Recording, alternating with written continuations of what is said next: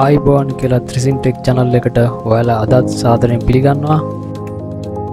අපේ channel එක තාමත් subscribe කරලා නැත්නම් දැන්ම subscribe කරලා අප දිගටම රැඳී සිටින්න.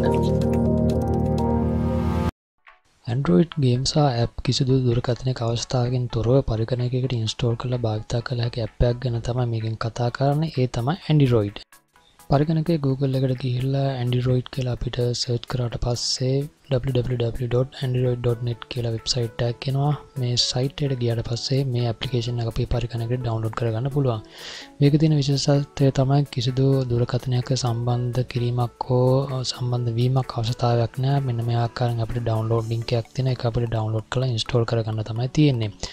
මේ application එකේ තියෙන විශේෂත්වය තමයි අපගේ පරිගණකයට කිසිදු දුරකථනයක අවස්ථාවකින් තොරව මෙන්න මේ ආකාරයෙන් Android device එකකට එන සියලුම app download කරලා install කරලා දුරකථනයක සම්බන්ධතාවයක් නැතුව මේ හැම app එකක්ම හැම game එකක්ම ක්‍රියා කිරීමක් කරගත හැකි වීමයි.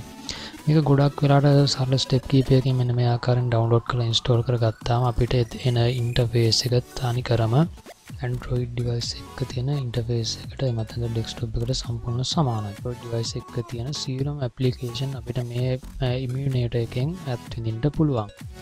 ඉතින් මෙන්න මේ ආකාරයෙන් අපිට emulator එක open වුණාට පස්සේ Android device එක එන interface එක නැත්නම් desktop එක වගේම අපිට දැක ගන්න පුළුවන් සියලුම apps තියෙනවා. camera එක පවා අපිට සරලව තියෙන්නේ Play Store එකට log වෙලා ඊට පස්සේ අපේ Google account එකක් දෙන එක විතරයි. මේකට අපේ දුරකථනයේ කිසිදු සම්බන්ධ කිරීමක් කරන්න අවශ්‍ය නැහැ. දුරකථනයේ කිසිදු අවස්ථාවකුත් නැහැ.